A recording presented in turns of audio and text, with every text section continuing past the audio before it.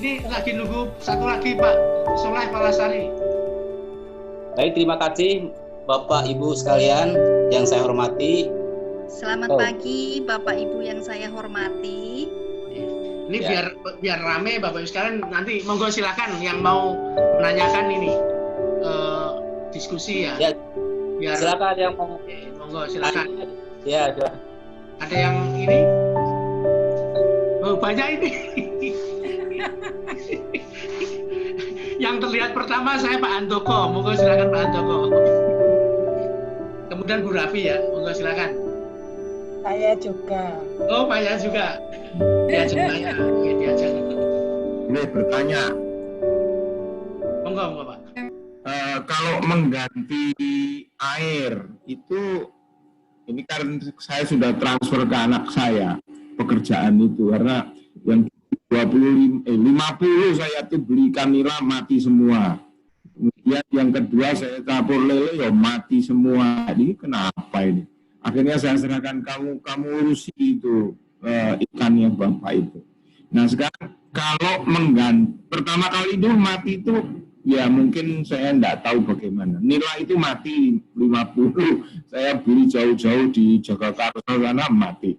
Yang lele juga gitu. Nah, kalau mengganti air, Pak, mengganti air itu apakah 2 hari diganti, katakanlah 2 hari, 3 hari diganti, kemudian gantinya itu air segar semua, atau ada bandingannya?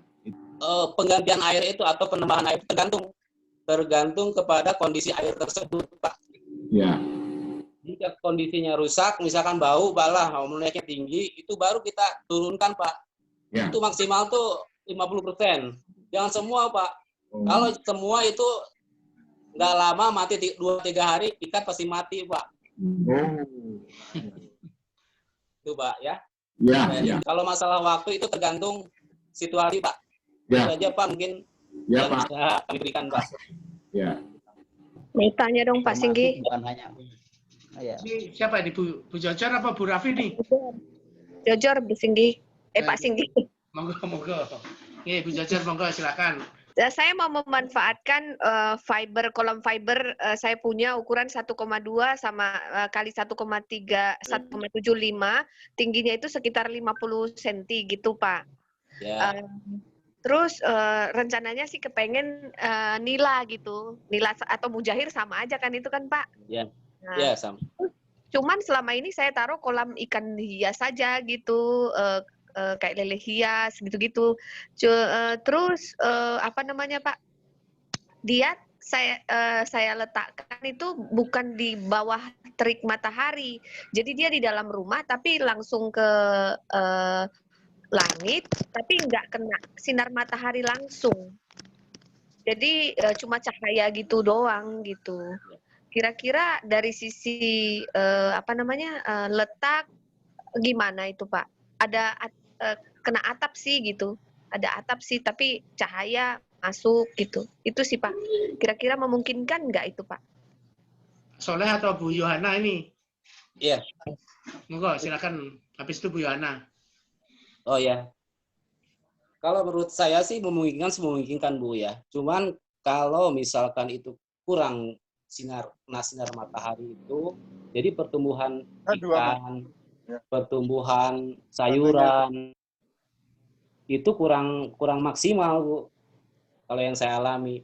Kalau misalkan dia kena matahari itu matahari langsung itu maksimal. Tapi kalau misalkan kurang maksimal, kurang kena sinar lah istilahnya. Gitu, Pak. Kayak budidamir aja, Bu. Saya kan punya budidamir juga, saya coba juga. Saya letakkan yang satu di teras, Bu. Itu kan di depan teras rumah. Itu kan ada asbes ya. Ada atapnya. Tapi yang satu lagi saya taruh di luar, yang luar terbuka gitu, Bu. Itu beda perkembangan sayurannya pun. Itu salah satu contoh, Bu, saya sudah laksanakan, bukan apa istilahnya. Udah saya praktekkan pokoknya. Itu beda, Bu. Saya lebih matahari langsung ya, Pak? Iya, itu seperti itu, Bu lah menurut saya. Oke. Nanti Bu Yohana mungkin akan menambah, silakan Bu Yohana pasti. Monggo Bu Yana. Ini. Kasih untuk antusiasme Ibu Jojor. Tadi kalau saya dengar bak fiber Ibu 1,2, berarti segi 4 atau diameter Bu maksudnya? Segi 4, Bu. Segi Segi 4. 4. Jadi 1,2 kali itu, tapi dalamnya ketinggiannya cuma 50 ya Bu? Iya betul Bu Yohana. Jadi kalau diisi air tidak akan sampai 50 cm kan Bu? Pasti, betul. Nah, Betul. kalau Ibu mau melihara nila, nanti nilanya Pak, badannya separohnya nggak kena air Bu. Kenapa begitu? Kan dalam. Kan cuma 50 cm. Kalau untuk kriteria memelihara ikan nila itu kurang dalam Ibu. Oh, Ya. berarti. Iya, karena nila itu dia bukan kelompok ikan, jenis ikan yang selalu ada di dasar. Dia akan mengisi ruang semuanya. Sehingga dari kriteria memelihara ikan nila itu kurang dalam, minimal 70 cm. Jadi kalau Ibu hanya memanfaatkan bak itu hanya di dalam rumah, kemudian hanya sekedar untuk keindahan dinikmati, beda lagi. Berarti hanya benih-benih ikan nila yang bisa Ibu pelihara. Tapi untuk mengarah kepada konsumsi bisa dinikmati kurang dalam. Oke. Ya, luas mungkin panjang lebar bisa, tapi kedalamannya kurang. Oke. Ya. Iya, Lalu kalau mau diset dengan yang aquaponik tadi Pak Soleh betul, karena semua tanaman hijauan terutama karena tanaman di aquaponik itu kan daun, dia memerlukan sinar matahari untuk fotosintesis. Oke. Betul Bapak Ibu. Nah itu prinsipnya. Jadi kita kalaupun mengharapkan mau mengset itu tadi, saya juga belum terbayang bagaimana mengeset itu tadi bak fibernya Ibu Jojor itu untuk meletakkan pot atau bagaimana modenya, mau menggantung atau bagaimana, saya juga belum terbayang. Tetapi prinsip bahwa yang pertama kedalaman air kurang, yang kedua fotosintesis untuk tanaman tidak dapat. Jadi bagaimana dimodifikasi dan sebagainya silahkan. Saya kira begitu Pak jawaban saya. Terima kasih. Sip itu. Bu Raffi, monggo silakan Bu Raffi. Ya, oke. Saya konsultasi juga nih. Saya kan sudah membuat ya, meskipun ya baru memulai dengan bak fiber juga gitu. Ya, mungkin bedanya dengan yang tadi, mungkin tadi pakai disaring ya. Nah itu kita enggak, sehingga kotor sekali. Jadi 2 hari sekali harus disaring, harus dan itu melelahkan gitu ya. Pinggirnya sih enggak. Coba saya kasih lihat ini, mungkin kelihatan enggak? Nggak bisa share ya? Nggak bisa, karena belum tak pindah. Ini kelihatan enggak sih? Iya. Ya, dikit. Ya kayak gitulah ya kira-kira. Kangkungnya sih sudah dipanen, tapi terus saya malas meneruskan karena kotornya itu yang nggak karuan. Jadi yang saya dengar tadi adalah disaring dulu ya sebelum didistribusikan ke kalau tadi kan apung ya, ke tanaman yang mengapung tadi. Kalau saya kan memang sudah diset memang di atasnya gitu ya. Jadi mirip-mirip yang tadi. Kalau tadi dari dari pot, ini dari bekas-bekas aqua gitu ya, bekas-bekas aqua besar, botol, lalu ada gelas-gelas di mana di situ ada tanamannya. Nah sebetulnya prinsipnya sudah sama, hanya satu yang tidak kami lakukan adalah menyaring dulu. Apakah itu benar gitu? Itu yang saya inginkan. Karena memang kotor tadi, bau, kotor, dan ya cenderung ikannya banyak yang mati lah karena mungkin keracunan atau karena. Terima kasih. Itu pertanyaan untuk Bu Yohana dan sekaligus nanti mungkin Pak Soleh bisa bantu. Terima kasih Bu. Monggo Bu Yohana mungkin bisa. Iya, ya baik Pak. Terima kasih. Benar Ibu Raffi, karena tidak ada tadi kan kalau kotoran itu yang harus terserap ya Ibu. Jadi kotoran di dalam media pemeliharaan ikan itu harus diangkat, kemudian kita punya filter. Nah, ketika kita memiliki filter atau media tanam itu, disitulah tumbuh mikroba yang bisa mengkonversi sisa pakan dan kotoran ikan itu, sehingga dia menyerap nutrien itu tadi, Bu, sehingga dia menjadi pupuk bagi tanaman. Mungkin kalau kangkung sih ya boleh dibilang jenis tanaman yang sangat bandel ya Ibu, jenis air seperti apapun dia akan tumbuh. Hanya mungkin dari segi kualitas, kuantitas, dan kesehatan tentunya akan berbeda kalau air tempat memelihara ikan kita itu tumbuh. Jadi memang saran saya kalau dari foto tidak begitu jelas, tetapi saya tertangkap di dalam pemikiran saya, Ibu mempunyai bag fiber, kemudian ada unit yang numpang di atasnya, lalu ada tempat untuk tanaman kangkung, dan tidak pakai kangkungnya dipelihara di apa, Bu? Botol bekas tadi diisi apa? Rockwool sama arang. Oh, rockwool sama arang ya. Sebenarnya kalau ide rockwool datang dari mana, Bu? Ya, memudahkan waktu bibit aja. Oh, karena Ibu bibitnya di situ aja ya? Iya, karena kan rockwool cukup mahal, Bu. Ya. Ada harganya. Ya, dan ya, rockwool kalau untuk tanaman kangkung, kita perlu ingat tadi bahwa akar serabut pun itu akan menyerap dan sebagainya. Jadi, kalau saya sarankan tadi benar, Ibu, berarti filter media tanaman sudah ada, hanya Ibu modelnya mengapung, tidak ada menyiram ya. Jadi berarti kan yang terserap hanya air permukaan dari tempat media melihara ikan ya, Bu? Enggak, ada pompa. Oh, ada pompa juga. Ada pompa yang menyiram ke setiap itu, ya. Iya. Kalau begitu berarti ada dua kemungkinan. Yang pertama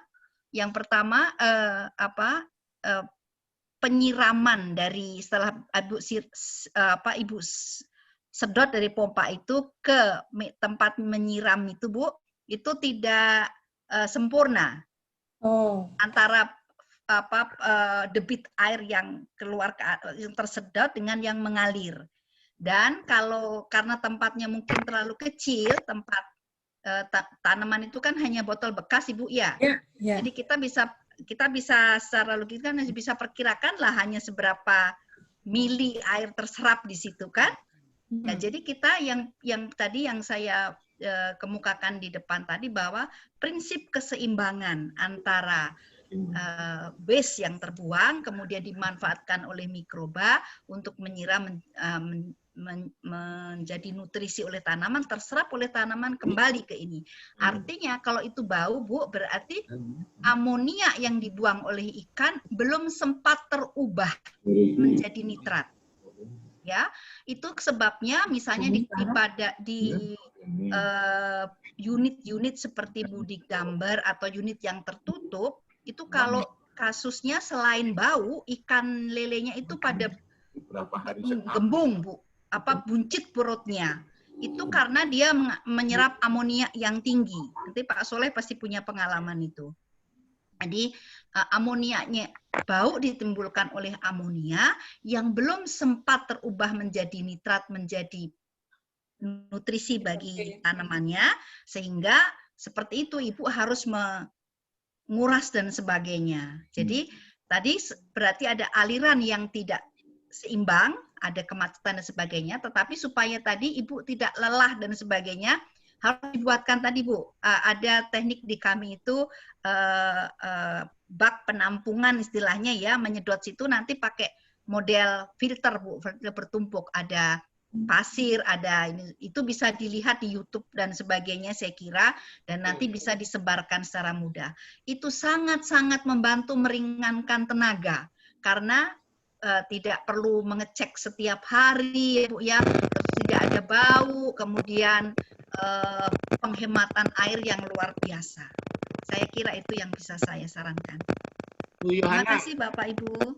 Jadi kalau ikannya itu gendut itu bukan karena hamil ya?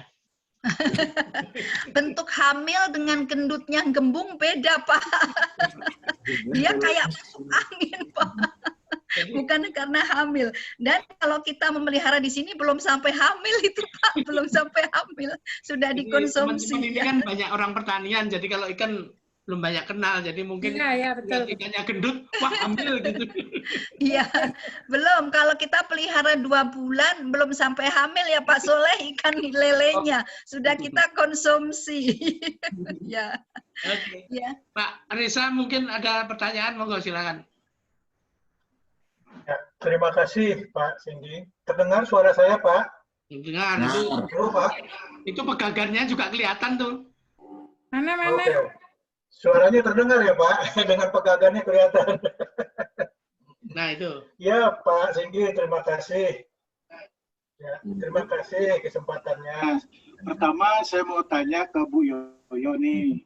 Bu, pengalaman nih Bu, melihara ikan lele di kampung yang sudah padat seperti di Depok ini, komplain dari tetangga, katanya bau.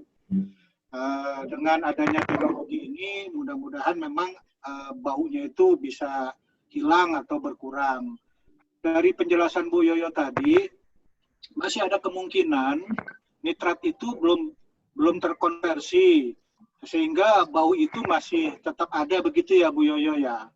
Nah, untuk mengatasi masalah ini, meskipun tadi ada tanaman, kan tanaman itu kata Pak Soleh juga nanti harus sering dibersihkan substratnya agar bau itu bisa berkurang. Namun kalau bau itu masih sangat keras Bu Yoyo, kemudian dibersihkan, tetap kan tetangga akan terganggu.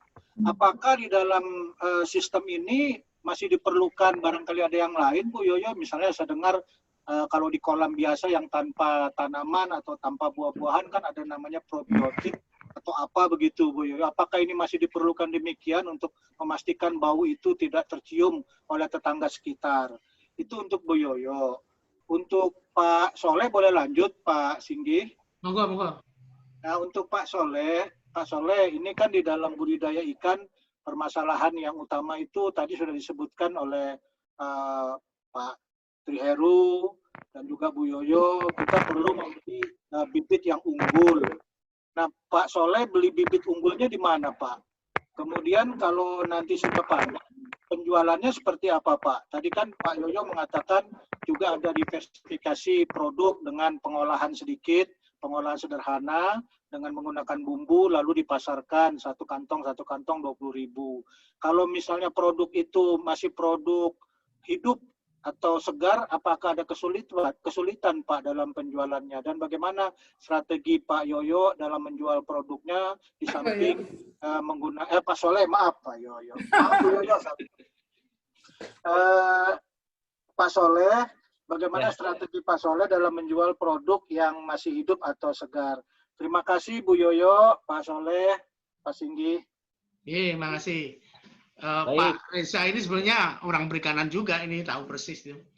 Nih, monggo Bu Yoyo. Ada masalah teknis Pak Singgi di lapangan kadang-kadang. Baik, terima kasih. Maksudnya untuk saya ya Pak, nama saya Yohana. Iya Bu Yohana, aduh mohon maaf tadi Bu Yohana. Iya baik Bapak, benar sekali Pak. Beberapa hari yang lalu saya memperhatikan YouTube dari pengusaha Budik Damber yang dikomplain oleh tetangganya karena aroma luar biasa menyengat Aroma dari terapi. usaha budidayanya itu lele. Ya, jadi kalau prinsip kembali lagi ya secara teori saya harus mengemukakan bahwa prinsip daripada aquaponik itu adalah adanya keseimbangan ekologi. Keseimbangan antara tadi feses atau waste yang dihasilkan oleh ikan kemudian diubah menjadi nutrisi oleh tanaman. Jadi kalau secara sederhananya hasil dari riset kami itu misalnya nih Pak, jadi kalau misalnya gampangnya nih 4 ekor lele itu bisa waste ya. Waste dari 4 ekor lele itu setara nutrisinya untuk menghasilkan 1 batang tanaman sayuran. Ya, sayurannya bukan yang berdaun kecil seperti kangkung, tetapi bangsa kailan, lettuce, kemudian selada yang merah itu apa Pak namanya itu bisa. Kalau untuk menghasilkan terong dan buah tadi 10 perbandingannya 10 ekor. Ikan. Ya, 10 ekor. Waste dari 10 ekor ikan. Itu termasuk sisa dari pakan ya Bu ya? Ya, betul. Pokoknya kan ikan itu Pak semuanya dilakukan di situ Pak. Dia nggak punya toilet khusus. Iya. Jadi makan di situ, tidur di situ, buang-buangan pun di situ Pak. Jadi di situlah ininya kan ya Pak ya, Bapak Ibu ya. Satu Jadi ya. lele jadi di situlah. Matikan satu tanaman atau 10 satu buah. Ya, betul. Itu satu tanaman daun dan itu. Jadi Pak, nah kemudian kalau memang betul banyak penerapan katakanlah probiotik untuk mengubah itu semuanya. Yang kami sarankan, karena tadi itu di wadah budidaya, perbedaan suhu pun bisa mematikan ikan. Ya, kondisi lingkungan yang mendadak, yang tiba-tiba itu berpengaruh terhadap ikan. Baik ikannya stres ataupun kemungkinannya ikan mati. Jadi kalau terpaksa ya Pak, biasanya yang kami terapkan itu untuk sementara unit katakanlah yang menyiram tadi itu kita matikan. Airnya kita matikan, resirkulasinya kita matikan. Lalu setelah kita matikan berarti tidak menyiram itu barulah kita treatment. Kalau misalnya ada gangguan penyakit, baik itu misalnya penambahan garam ataupun probiotik tadi Pak. Tetapi sekarang ini Pak, Bapak Ibu yang pertanian pasti tahu juga ada obat-obat herbal. Ya, jadi itulah yang paling aman bisa kita terapkan apabila unit aquaponik kita sedang berjalan. Gitu. Ya, Pak. Tapi kalau yang paling gampang, kalau sampai itu menimbulkan bau, paling gampang tadi terjadi pengurangan air. Karena selama kegiatan budidaya dengan sistem aquaponik atau Eumina bumina ini Pak, pengurangan air sebetulnya hanya ada karena penguapan. Hanya 10% biasanya dari penguapan. Kalau itu sampai ada kriteria bau atau tercium bau yang mengganggu, Bapak kurangi saja paling gampang, nggak usah dikasih apa, dikurangi saja. Kan kalau kita membangun kolam atau bak pasti ada outlet. Ya, kalau Bapak Reza tahu pasti ada outlet pengeluaran untuk membuang. Buka itu outlet sebentar, tentunya Bapak harus memasang saringan dan sebagainya supaya ikannya tidak ikut keluar. Ganti Pak, ganti sekitar 10% sampai 30%. Tadi Pak Soleh itu kalau terpaksa sampai 50, tapi itu juga kalau ikannya sudah besar ya. Kalau masih ikan benih baru ditaburkan biasanya rada kaget juga, pasti ada akibatnya. Jadi ganti air Pak, paling gampang adalah ganti air. Sehingga terjadi pembuangan yang sisa-sisa tadi pakan dan sebagainya itu yang menyebabkan berbau itu amonia itu terbuang dan ganti baru. Satu hal yang Bapak Ibu harus ingat, penggantian tadi juga mungkin untuk Pak Handoko ini bagus supaya ini ganti air itu tidak boleh air yang baru kita ambil dari pam atau dari sumur Pak. Sebaiknya kita punya tampungan air yang tadi Pak Soleh bilang air apa? Air mateng ya Pak istilahnya ya, air sehat itu. Jadi kita punya tampungan air yang dipergunakan untuk mengganti itu. Ya, kalau Bapak menggunakan unit aerasi itu lebih baik kalau diaerasi kemudian. Jadi jangan air dari kali atau sumur langsung kita berikan. Nanti juga akan ada efek atau mengagetkan itu. Saya kira itu pembersihan media ya.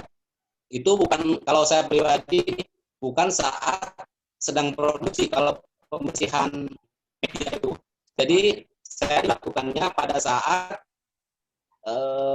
panen. Jadi saat panen produksi baru kita bisa membersihkan media itu supaya ikannya pun tidak terganggu gitu ya, Bapak. Terus yang kedua tadi masalah bibit ya. Nah, bibit kebetulan di daerah kami ini banyak pembibit ya, pembibitnya banyak sekali. Dan omset produksinya pun sudah ratusan ribu lah produksi di sini. Saya pun sama menggunakan bibit unggul. Pertama saya pakai Sangkuriang, yang keduanya juga Mutiara, yang keduanya. Itu kalau bibitnya di daerah kami di Kecamatan Jeruk rata-rata bibit unggul ya. Karena dekat dengan Barai juga. Malu kalau bibit asal-asalan. Gitu. Oke, makasih. Ya. Barangkali perlu menambahkan juga Bapak Ibu tentang Pak Soleh. Pak Soleh itu boleh dibilang di Cijeruk itu sudah seperti mendirikan inti dan plasma. Ya, jadi Pak Soleh itu sejak kita Yumina Bumina di bawah FAO tahun 2018, wah Pak Soleh itu booming Pak, dipanggil kemana-mana. Pak Soleh lebih terkenal daripada Pak Heru dan saya karena dipakai di mana-mana. Kemudian kita bersyukur sekali bahwa Pak Soleh itu bisa kegiatannya berkelanjutan. Kemudian dari kegiatan Pak Soleh yang tadinya hanya beberapa kolam, tadi dibilang kecil Pak, cuma 2x4, tetapi unitnya banyak. Dan itu beliau bisa menggerakkan teman-temannya yang ada di sekitar sana Pak. Jadi silakan Bapak Ibu berkunjung ke tempat Pak Soleh. Pak Soleh juga mengkoordinator petani-petani lain, pembenih-pembenih kecil itu, nanti beliaulah yang memasarkannya. Jadi Bapak Ibu jangan ragu untuk menghubungi Pak Soleh. Nah, kalau bisa Pak Soleh menyebutkan nomor HP-nya Pak. Ini ada. Bapak Ibu sekalian, masalah pasar kami punya 3 di pasar. Saya biasanya ada orang pasar yang ukurannya itu 8 sampai 10 ekor per kilo. Itu adanya biasanya ke pasar Pak tuh. Jualnya ke pasar, ada yang beli kalau di sini. Kalau ukurannya 6 sampai 7 itu saya punya sendiri yang namanya agen pecel lele. Pecel lele. Itu harganya, ya. Saya punya langganan pecel lele itu masih di daerah Bogor. Alhamdulillah saya suplai terpenuhi alhamdulillah produksi ya. Itu untuk pasar. Dan tiganya saya olahan itu Pak. Olahan itu.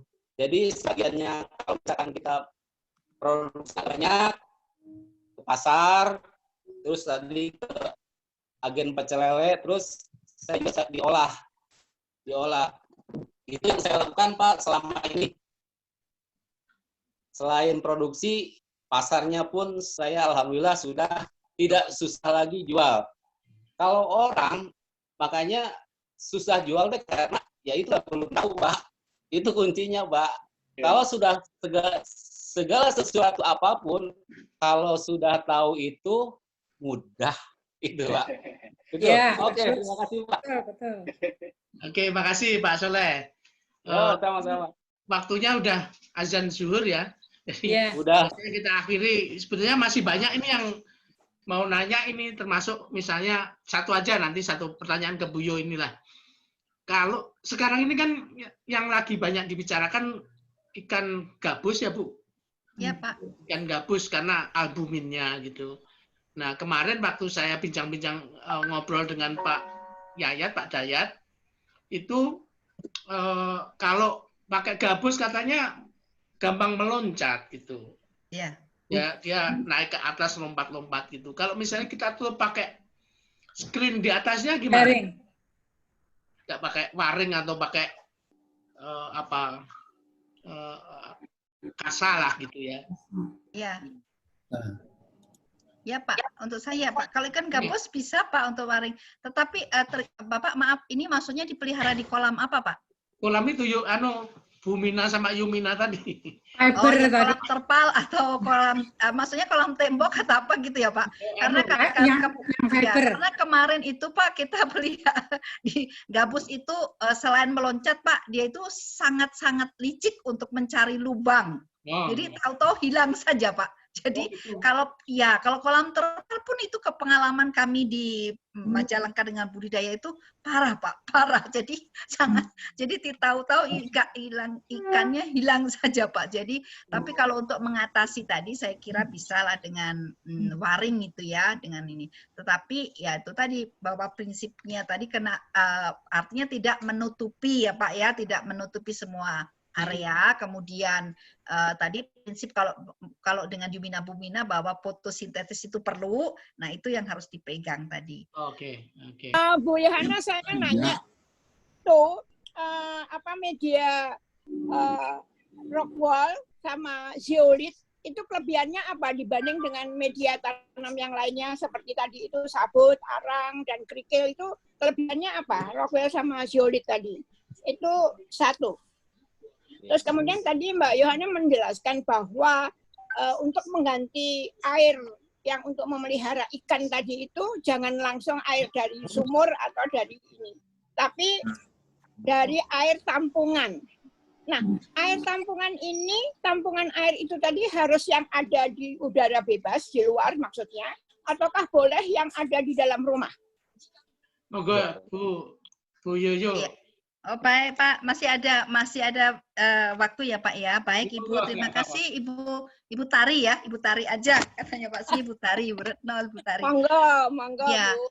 Ibu, yang pertama kali kalau kita mengusahakan ya memang rock wool itu praktis ya, karena Ibu harus cuma beli, menggunting dan itu. Tapi satu kekurangan dari rock wool, kalau di hidroponik, rock wool itu penting karena apa?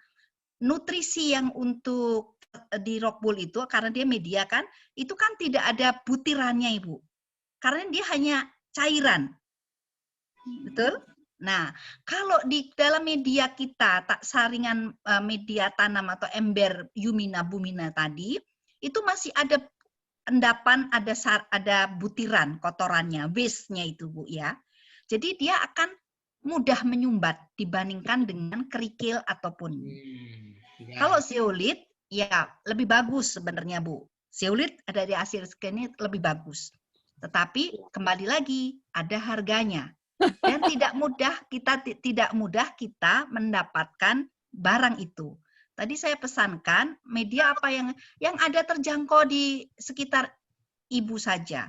Dulu kita bagus menggunakan batu apung. Tetapi sekarang juga sudah mulai susah, tidak diperbolehkan. Ya, karena itu mengganggu ekosistem.